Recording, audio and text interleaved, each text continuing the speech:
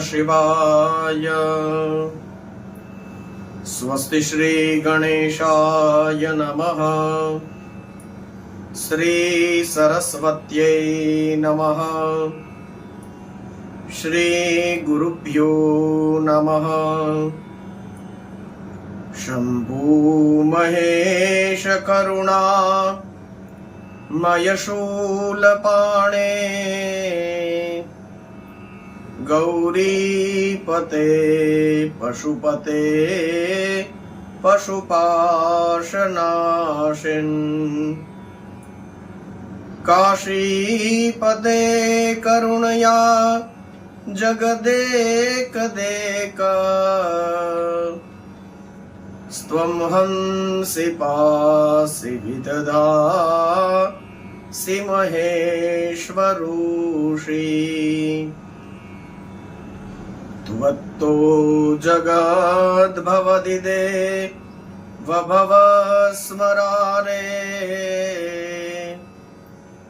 त्वय्येव तिष्ठति जगन् मृडविश्वनाथ। त्वय्येव गच्छति लयं जगदेतदीश। लिंगात्मकं हरचराचर विश्वरूपिन्। श्री सोमनाथ महादेव की जय। सद्गुरु भगवान की जय। ओम नमः पार्वती पतये हर हर महादेव हर। सौराष्ट्रे सोमनाथं च श्रीशैले मल्लिकार्जुनम् उज्जैन्यं महाकाल ओंकारं ममलेश्वर। परल्यां वैद्यनाथं च डाकिन्यां भीमशंकरं। सेतुबन्धे तु रामेशं नागेशं दारुकावने। वाराणस्यां तु विश्वेशं त्र्यंबकं गौतमी तटे। हिमालये तु केदारं दृशमेशं च शिवालये। एतानि ज्योतिर्लिंगानि सायं प्रातः पठेन्नर। सप्तजन्माकृतं पापं स्मरणेन विनश्यति। मृत्युंजय महादेव त्राहि मां शरणागतं। जन्म मृत्यु जरा व्याधि पीडितं कर्म बंधने। श्री सोमनाथ महादेव की जय। आप सभी को भगवान के बहुत ही प्यारे और उनके खूब चहीते आप सभी भाई बहनों को बहुत ही प्रेम के साथ इस श्रावण के शिव सत्संग में आप सबका मैं स्वागत करता हूं। आप सभी को प्रेम से जय श्री कृष्णा, जय सिया राम, ओम नमः शिवाय। सभी को प्रणाम करता हुआ, शिव स्मरण कराता हुआ आइए हम हमारी इस शिव कथा और शिव पुराण की यात्रा में आगे बढ़े। हम सब लोगों ने मिलकर के जो सुदीर्घ रुद्र संहिता है उसके 5 खंडों का शिव कृपा से यथामति यथा बुद्धि हम लोगों ने उसका दर्शन किया। अब हम जो शिव पुराण की तीसरी संहिता है उसका नाम शतरुद्र संहिता है, उसका दर्शन करते हैं। इसके प्रारंभ में ही बता दिया गया है सवाल के द्वारा कि इसमें भगवान महादेव के कितने अवतार हुए हैं, कौन कौन सा अवतार लिया, तो उसकी कथा बताइए। शिव पुराण भगवान महादेव को ही समर्पित है। इस वजह से इसमें भगवान महादेव के कई अवतारों का यह पूरी शतरुद्र संहिता जो है वह भगवान महादेव के सभी अवतारों से ही भरी पड़ी है। इसमें भगवान महादेव के सैकड़ों अवतारों हैं। तो उसका आनंद ले हम सब मिलकर के और इन कथाओं के माध्यम से जहां जहां भी हमारी जो श्रद्धा भक्ति है वह भगवान के श्री चरणों में बहुत ही मजबूती से लगी रहे। यही परम हेतु हमारा इस कथन और इस श्रवण का है और यही हेतु इस अनुष्ठान का होना चाहिए। तो हम बिल्कुल उसी की राह देखें कि अभी हमारी जो भक्ति है, श्रद्धा है, वह भगवान महादेव के चरणों में, हमारे इष्ट देव के चरणों में वह लगी कि नहीं। तो आप भी जब इस कथा को सुने तो बार बार अपने आप को टटोलते रहिए कि इसको सुनते हुए क्या मेरे हृदय में भगवान शिव के प्रति प्रेम प्रकट हुआ कि नहीं हुआ। शिव पूजा कैसे करनी चाहिए, इसका ज्ञान होने के बाद क्या मैंने अपनी क्रिया में भी उसको उतारा है कि नहीं, और उतारा है और जब मैं वह करता हूं तो इसको सुनने से मुझे कुछ लाभ हुआ कि नहीं हुआ। तो श्रद्धा भक्ति हमारी बढ़े और हम जब पूजा आदि करें तो उसमें हमको थोड़ा ज्ञान प्राप्त हो और वह पूजा आदि जो हम करें वह शास्त्रीय रीति से, ढंग से करें। यह सब हमको ज्ञान प्राप्त हो, श्रद्धा भक्ति प्राप्त हो, तो यही तो इसका मुख्य हेतु है हमारा। और आपको इसको जरूर बार बार चेक करते रहना है। जितना अपने मन को टटोलेंगे उतना उतना आपको शिव पुराण में जो वह कान के माध्यम से ठीक से अंदर भी उतर रहा है उसका प्रमाण आपको स्वयं मिल जाएगा। कि जैसे ही मैंने इसमें बताए तरीके से भगवान शिव की पूजा करने को बोला, तो आप जब शिव पूजा में बैठेंगे तो शिव जी के ऊपर आप सब चढ़ाएंगे और फिर आपको याद आ जाए, यदि सुना हो तो इस शिव पुराण में ही हमने देखा था, दर्शन किया था कि भगवान शिव के ऊपर तुलसी पत्ता चढ़ाना चाहिए, उससे भोग और मोक्ष की प्राप्ति होती है। तो फिर आप फौरन तुलसी का पत्ता लेके धो करके भगवान शिव जी के ऊपर चढ़ाएंगे। तो वह ठीक से आपने सुना होगा, तो कान के माध्यम से अंदर उतर रहा है।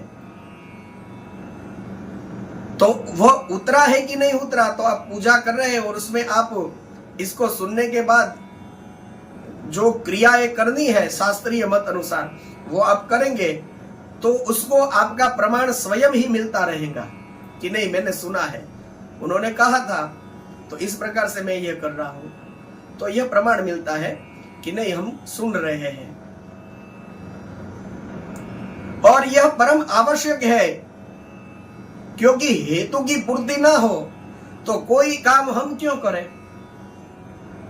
तो इससे यह सारी चीजें हमारी बढ़नी चाहिए, होनी चाहिए, और तद अनुसार यदि हम करते हैं तो फिर इस पवित्र कार्य के करने का जो उत्साह है और जो आनंद है वह हमेशा बढ़ता चलता है। और इससे दोनों चीजें होती है, फिर हम तृप्त भी हो चलते हैं और हमारी भूख भी बढ़ती है। तृप्त ऐसे होते हैं कि भगवान शिव के चरित्रों का दर्शन करें, उन्हें सुने, तो उससे मन प्रसन्न होता है, तृप्त होता है। और भूख बढ़ती है, मतलब भूख बढ़ती का मतलब यहां यह करना है कि भगवान की कथा और सुने और सुने और सुने, और आगे क्या लिखा है, और आगे क्या आएगा, और आगे कब आएगा, क्या बात आएगी, तो और सुने और सुने। तो तृप्ति और अतृप्ति यह दोनों है। दोनों साथ में बन रहे हैं। यह इसका फल भी है और यह आपके हृदय में शिव चरणों में अनुराग है, उसकी एक बहुत पक्की निशानी है। तो आप इसका आनंद ले ही रहे हैं। आप सबका इतने दिनों से सुनने के लिए धन्यवाद करता हूं। और आइए अब हम शिव कृपा की इस बहती धारा में उतर जाए। शतरुद्र संहिता के प्रारंभ में भगवान महादेव जो आदि देवता है उसका मंगलाचरण करके वंदना करी गई है। भगवान वेदव्यास ने इस शतरुद्र संहिता का उद्घाटन करते हैं और भगवान महादेव को वंदन करते हैं। पहला ही शब्द है वंदन। कहते हैं कि जो परमानंदमय है, जिनकी लीलाएं अनंत है, जो ईश्वरों के भी ईश्वर है, जो सर्वव्यापक है, जो महान है, गौरी के प्रियतम है, स्वामी कार्तिक और विघ्नराज गणेश को उत्पन्न करने वाले हैं, ऐसे आदिदेव भगवान शंकर की मैं वंदना करता हूं। प्रारंभ में ही वंदना करी है, भगवान शंकर को प्रणाम करके प्रारंभ किया है। शौनक जी ने कहा, हे महाभाग्य सुत जी, आप तो पुराण करता भगवान वेद व्यास के शिष्य हैं। आप स्वयं ज्ञान और दया की निधि है। अब आप शंभु के उन अवतारों का वर्णन करिए जिनको धारण करके उन सद्पुरुषों का कल्याण किया है। अवतार शब्द आया है इसलिए कुछ अवतारों की चर्चा कर ले। अवतार किसे कहते हैं? अवतार कहते हैं नीचे उतरना। तो यहां बहुत अच्छा समझाया है। अवतार मतलब नीचे उतरना, कमिंग डाउन, ऊपर से नीचे उतरना। तो संस्कृत भाषा में सीढ़ी को अवतरणिका कहते हैं, जिससे हम ऊपर से नीचे उतरते हैं। जो सीढ़ी होती है तो उसको संस्कृत में अवतरणिका कहते हैं, जिससे उतरा जा सके। वही अवतरणिका है। तो अवतरणिका के माध्यम से कहीं ऊपर रहे हुए भगवान, हम सब भक्त नीचे जो खड़े हैं, क्योंकि उस सीढ़ी से ऊपर भी चढ़ा जा सकता है, लेकिन भक्त ज्यादा है। कितने हैं? लाखों की संख्या में है। और सीढ़ी जो है वह एक ही है। तो उस सीढ़ी से वे सारे भक्त चढ़े, वह भी हो सकता है और ये भी हो सकता है कि परमात्मा तो एक ही है और भक्त ज्यादा है। तो फिर अपने भक्तों का कल्याण करने के लिए स्वयं करुणा करके ऊपर से नीचे उतर आवे, तो वे तो अकेले ही है।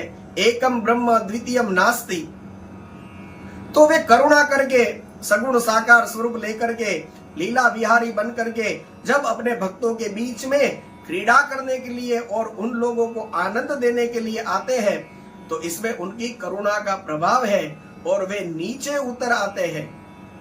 तो वही अवतरणिका के द्वारा वे अवतारी जब अवतार लेते हैं, यानी नीचे उतरते हैं, इसी घटना को हमारे यहाँ अवतार कहा गया है।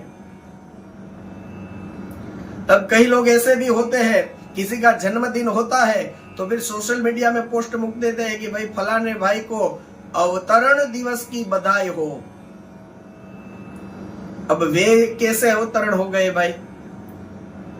अवतरण तो उसका होता है, अवतार किसका होता है? तो अभी हमने देखा सुना कि अपने भक्तों का कुछ कल्याण करने के लिए, आनंद देने के लिए पधारते हैं, तो वे भगवान हैं।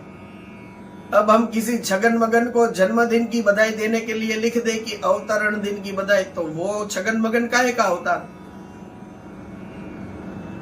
अवतार तो भगवान लेते हैं। क्यों लेते हैं? हम सभी जीवों के ऊपर करुणा करके भगवान अवतार लेते हैं, भगवान आते हैं, हमें आना पड़ता है जी। हमें कर्मों को भोगने के लिए आना पड़ता है और वे करुणा करने के लिए आते हैं। हमारा जन्म माता पिता की वासना से है और परमात्मा का अवतार करुणा करने के लिए होता है। तो अवतार तो भगवान लेते हैं, तो इसको भी थोड़ा समझना चाहिए कि थोड़ी विवेक बुद्धि हमें भी रखनी चाहिए। जन्मदिन की शुभकामना देनी चाहिए सभी को, लेकिन ढंग से देनी चाहिए। फिर वहां कुछ भी हम लगा दे, अवतरण दिवस की बधाई, तो वो अवतार नहीं है जो हम उसको अवतरण दिन की बधाई दे। तो इसको भी थोड़ा आप समझिए, अवतार क्या है। तो यहां शिव पुराण में हमें बताया, भक्तों के ऊपर करुणा करके भगवान ऊपर से नीचे आते हैं, इसलिए उन्हें अवतार कहा गया है। तो परब्रह्म परमात्मा भगवान महादेव तो साक्षात करुणा के विग्रह है, तो वे क्यों ना अवतार लेंगे। और उनके कई अवतार हुए हैं, और इस शतरुद्र संहिता को भगवान वेदव्यास ने उन अवतारों की कथा को ही समर्पित किया है। इसमें कई अवतारों की कथा है जिसका हम आनंद लेते चलेंगे। मैं कोशिश करूंगा कि ज्यादा से ज्यादा अवतारों के कम से कम, यह श्रावण है और आप श्रवण कर रहे हैं, तो आपके कानों में उन अवतारों का कम से कम नाम पड़ जाए। जहां अवसर मिलेगा, जहां थोड़ा वर्णन शिव पुराण में मुझे दिखेगा, यथा समय मैं उसका दर्शन भी आपको कराने की चेष्टा करूंगा। लेकिन कम से कम सभी अवतार का जहां जितना नाम इसमें लिखा है, उन अवतारों के जितने नाम लिखे हैं, कम से कम नाम तो हमारे द्वारा पाठ हो जाए, ताकि हम इसका लाभ ले सके। और कम से कम हमारे कान से शिव जी की उतनी मात्रा में भगवान के नाम हमारे अंदर जाए, तो यह भी प्रयत्न हम करेंगे। सुत पुराण ने कहा कि शरद कुमारों जी ने कही, नंदीश्वर को जो सदपुरुषों की गति है और शिव स्वरूप ही है, यह प्रश्न किया था। तो नंदीश्वर ने शिव जी का स्मरण करते हुए उनको उत्तर दिया था, वही मैं आपको दे रहा हूं। देखिए, इस कथा में आप पढ़ेंगे और थोड़ा समझने का प्रयास करेंगे तो आपको ऐसा समझ में आएगा, कोई भी यहां अपने आप को ज्ञानी नहीं बताता। आप यदि ठीक से सुन रहे हैं, इसलिए आपको पता ही होगा, कोई भी नहीं कह रहा है कि इसका उत्तर मैं दे रहा हूं। इसमें मैं वाली बात ही नहीं है। पूर्व काल में उन्होंने इनको कहा था और वही कथा मैं आपको सामने कर रहा हूं। बस इसी तरह से सभी शुरुआत करते हैं, चाहे नंदीश्वर हो, चाहे वेदव्यास जी हो, चाहे सुत पुराणी हो, चाहे ब्रह्मा हो, कोई भी हो। वे लोग ऐसा नहीं कहते कि मैं कह रहा हूं, नहीं, पूर्व काल में इसने इसको इस तरह से कहा था, तो वो बात मैं आपको सुना रहा हूं। इसमें मैं जैसा कुछ है ही नहीं। ऐसे ही सब शुरुआत करते हैं। तो नंदीश्वर ने कहते हुए, उत्तर देते हुए कहा कि वैसे तो सर्वव्यापी सर्वेश्वर शिव के असंख्य कल्पों में असंख्य अवतार हुए हैं और उन सब को कौन गिन सकता है। लेकिन फिर भी मैं यहाँ अपनी बुद्धि के अनुसार उसमें से कुछ अवतारों का आपके सामने वर्णन करूंगा। श्वेत लोहित नाम का जो कल्प था, उसमें भगवान महादेव का सद्योजात नाम अवतार हुआ और वह सबसे पहला अवतार है। शतरुद्र संहिता के इस पहले ही अध्याय में भगवान महादेव का जो मुख्य 5 अवतार, सद्योजात, वामदेव, तत्पुरुष, अघोर और ईशान, यह सबसे प्रसिद्ध है। और इन्हीं अवतारों का वर्णन सबसे पहले नंदीश्वर जी करते हैं शरद कुमारों के सामने, और सनकादिकों के सामने सुत पुराणी जी वर्णन करते हुए कहते हैं, तो सबसे पहला जो अवतार हुआ उसका नाम है सद्योजात। यह सबसे पहला अवतार है। उस कल्प में जब ब्रह्मा पर ब्रह्म का ध्यान कर रहे थे, उस समय एक श्वेत और लोहित वर्ण वाला शिखाधारी कुमार उत्पन्न हुआ। ब्रह्मा जी ने उनका दर्शन किया तो उनको पता चल गया कि यह तो सद्योजात कुमार शिव ही है। सद्योजात तुरंत अभी पैदा हुए हैं, सद्य यानी तुरंत, सद्य यानी तुरंत पैदा होने वाले।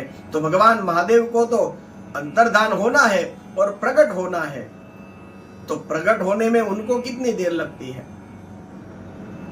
वैसे देखे तो जब जरूरत पड़े तो वे सद्योजात ही है, यानी तुरंत प्रकट हो जाते हैं जब उनके भक्तों को जरूरत पड़ती है। तो जब आवश्यकता हो तो यह तुरंत प्रकट हो जाते हैं। अब तो कहते हैं कि उन परमेश्वर शिव ने परम प्रसन्न होकर के ब्रह्मा को ज्ञान दिया है और सृष्टि रचना की शक्ति प्रदान की है। यह भगवान महादेव का सद्योजात नाम का पहला अवतार हुआ। उसके बाद में जब रक्त नाम का कल्प था, उस समय ब्रह्मा जी ने रक्त वर्ण का शरीर धारण किया, और उस समय जब ब्रह्मा जी पुत्र की कामना से ध्यान कर रहे थे तो उनसे उस समय एक पुत्र प्रकट हुआ। उसका शरीर के ऊपर लाल रंग की माला थी, उसने लाल वस्त्र पहना था, और इस अवतार का नाम वामदेव ऐसा कहा जाता है। इसके बाद में पीतवासा नाम का कल्प आया है, उसमें ब्रह्मा पीत वस्त्रधारी हुए, उनसे भी एक महातेजस्वी कुमार उत्पन्न हुआ। विशाल भुजाएं हैं उसके शरीर पर, पीतांबर झलक रहा है। ब्रह्मा जी ने अपनी बुद्धि के बल द्वारा उनको तत्पुरुष शिव समझा है। फिर पीतांबर को सुनकर के और शिव जी का अवतार सुन करके आपको वह ध्यान में आ जाएगा कि ब्रह्मा ना विष्णु ना महारुद्र, इनको किसी को भी अलग नहीं समझना चाहिए कि अवतार तो महादेव का है और पीला पीतांबर तो भगवान विष्णु पहनते हैं। तो ऐसा क्यों हुआ? तो फिर यहाँ समझाते हैं कि इन तीनों में कोई भेद नहीं है, कोई अंतर नहीं है। तो शिव जी भी पीतांबर धारण करते हैं। बस इसी तरह से हमको समझाने के लिए भगवान महारुद्र जो है वे विष्णु स्वरूपी हो गए, क्योंकि उन्होंने पीतांबर पहना है। तो इनमें कोई भेद नहीं है। और उसके बाद में फिर ब्रह्मा जी ने ध्यान युक्त चित्त से संपूर्ण लोकों द्वारा नमस्कृत महादेव जी जो शंकर गायत्री है, ओम तत्पुरुषाय विद्महे महादेवाय धीमहि तन्नो रुद्र प्रचोदयात, इस मंत्र का जप करके उनको नमस्कार किया है। यह तत्पुरुष नाम का तीसरा अवतार हुआ। इसके बाद में फिर शिव नाम का कल्प प्रवृत्त हुआ है, और उस समय एकार्णव की जो दशा थी, एकार्णव दशा का मतलब हर जगह केवल जल ही जल है। अर्णव मने समुद्र, तो केवल जल ही जल था।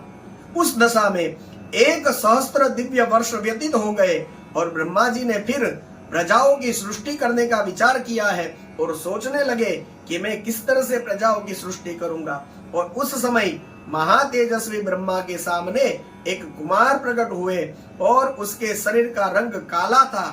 वही सृष्टि रचना के निमित्त अघोर नाम का भगवान का चौथा अवतार हुआ। इसके बाद में फिर विश्वरूप नाम का ब्रह्मा का कल्प प्रारंभ हुआ है। उस कल्प में भी पुत्र कामना से मन में ही ब्रह्मा जी ने शिव जी का ध्यान धर रहे थे, और उस समय विश्वरूपा सरस्वती प्रकट हुई है। और इसी प्रकार से परमेश्वर भगवान ईशान का प्रादुर्भाव हुआ है। उनका वर्णन शुद्ध स्फटिक के समान उज्जवल था। यह भगवान महादेव का ईशान नाम का 5वां अवतार है। तो यह 5 अवतारों की चर्चा यहाँ पहले अध्याय में करी है। और इसके बाद में नंदीश्वर ने कहा कि हे ऐश्वर्यशाली मुनि, अब आप महेश्वर के उन श्रेष्ठ अवतारों का वर्णन सुनिए जो लोक में संपूर्ण कार्यों को पूर्ण करने वाले हैं, और इस वजह से सुखदाता है। हितात यह जगत उन परमेश्वर शंभु की 8 मूर्तियों का ही स्वरूप है। जिस तरह से एक सूत के दोरे में माला के मन के पिरोए जाते हैं, इसी तरह से विश्व इन 8 मूर्तियों में पिरोया हुआ है। तो वे 8 मूर्तियां कौन सी है? तो यहाँ शिव पुराण में लिखा है वे 8 मूर्तियों के नाम। इसमें पहला है सर्व, फिर भव, रुद्र, उग्र, भीम, पशुपति, ईशान, महादेव, परमात्मा शिव का जो सलिलात्मक रूप है, जो समस्त जगत को जीवन देने वाला है, सलिल यानी पानी, तो वह सलिलात्मक जो रूप है, स्वरूप है, उसी को भव कहते हैं। जो जगत के बाहर और अंदर वर्तमान में है और स्वयं ही संपूर्ण विश्व का भरण पोषण कर रहे हैं और विश्व स्पंदित होता है, वह उग्र रूपधारी प्रभु के इस रूप को ही उग्र कहा जाता है। फिर महादेव जो सबको अवकाश देने वाले सर्वव्यापी आकाशात्मक रूप धारण करके करते रहते हैं, उसको भीम कहते हैं। जीवों के भव पाश का छेदक है, वही पशुपति रूप है। जो समस्त आत्माओं का अधिष्ठान है, संपूर्ण क्षेत्रों में निवास करने वाला है, वही पशुपति रूप है। और जगत को प्रकाशित करने वाला जो सूर्य रूप है, वही ईशान है।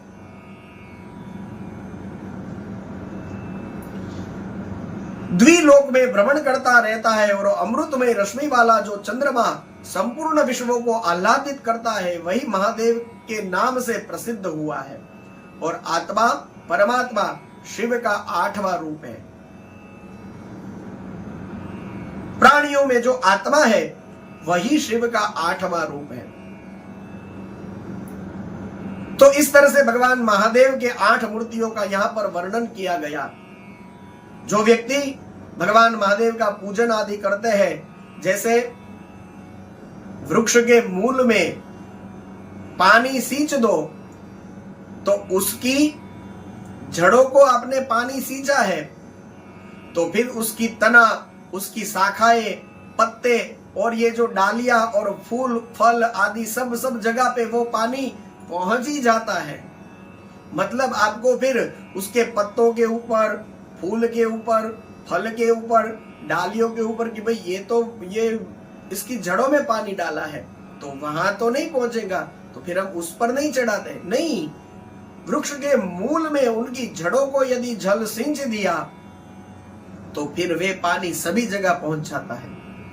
तो इसी तरह से शिव पुराण कहता है कि जो भी व्यक्ति शिव का पूजन करेगा, शिव स्वरूप संपूर्ण विश्व जो है वह उसी से परिपूर्ण हो जाता है।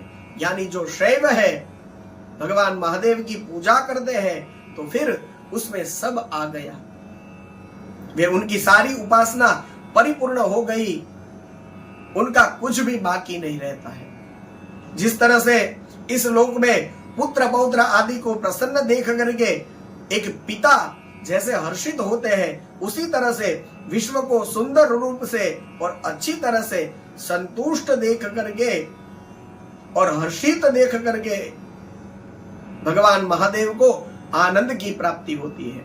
इसलिए यदि कोई भी व्यक्ति किसी भी देहधारी को कष्ट देता है, तो निसंदेह मानना चाहिए कि उसने अष्टमूर्तिधारी शिव को ही कष्ट दिया है।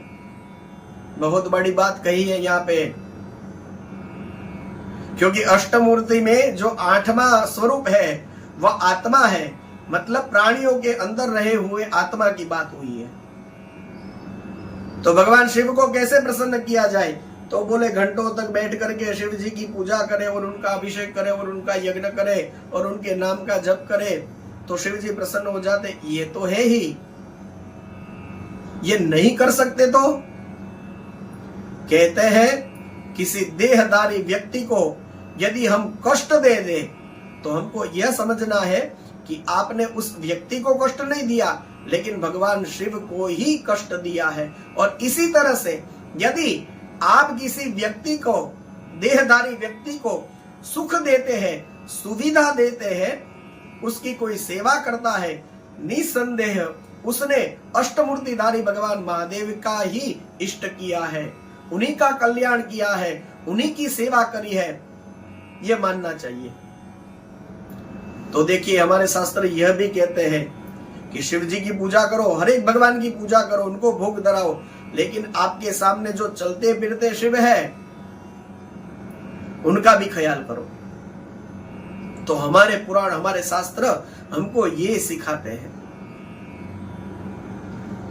सामने खड़ा हुआ व्यक्ति व्यक्ति नहीं है, उसके अंदर जो आत्मा है वह शिव ही है, तो वह शिव है, कोई व्यक्ति नहीं है। तो फिर यदि ये बात समझ में आ जाए कि सामने खड़ा हुआ व्यक्ति व्यक्ति नहीं है, साक्षात शिव है, महादेव है, तो फिर महादेव से कौन झगड़ा करेगा, महादेव की कौन ईर्ष्या करेगा, उनसे कौन लड़ेगा, कौन वैर करेगा। तो यह भाव होना चाहिए, तो इससे भी शिव जी प्रसन्न हो जाते हैं। तो इस तरह से अष्टमूर्तियों के द्वारा समस्त विश्व को अधिष्ठित करके विराजमान है। इसके द्वारा सामाजिक समरसता का भी बहुत अच्छा प्रयास यहाँ पर भगवान वेदव्यास जी ने कहा है। ये सब हमको सिखाते हैं कि यह अष्टमूर्ति जो शिव है वे केवल शिवलिंगम में ही नहीं है, आपके सामने जो व्यक्ति है वह शिव का ही स्वरूप है। हम शिव पूजा तो करें, लेकिन समाज में हमारे आसपास रहे हुए व्यक्ति की अवहेलना करेंगे या उनको कोई कष्ट देंगे, तो किसी भी देहधारी को केवल मनुष्य ही नहीं, आपके पास में रहे हुए पेड़ पौधे, पशु पक्षी, सभी प्राणी, आसपास रहते हुए सभी मनुष्य, उनमें से किसी को भी हमारे द्वारा कष्ट पहुंचेगा तो वह निसंदेह लिखा है कि अष्टमूर्ति शिव को ही कष्ट पहुंचता है। और यदि फिर हमारे द्वारा उनकी सेवा हुई है, उनको किसी भी प्रकार का आश्रय है, छोटी सी छोटी सेवा क्यों न हो, तो वह निसंदेह अष्टमूर्ति शिव की ही सेवा है। क्योंकि शिव जी पृथ्वी के रूप में है, वे हवा में है, वे पानी में है, वे वायु में है। तो इस तरह से भगवान शिव सब जगह है। तो हर एक में शिव समझना चाहिए और सबका कल्याण हो, ऐसी भावना से ही जीना चाहिए। यही हमारे पुराण हमको सिखाते हैं। तो आज के सत्संग में बस इतना ही। कल फिर भगवान के अन्य अवतारों की चर्चा करेंगे। आइए थोड़ी देर के लिए भगवान शिव का नाम हम ले लें।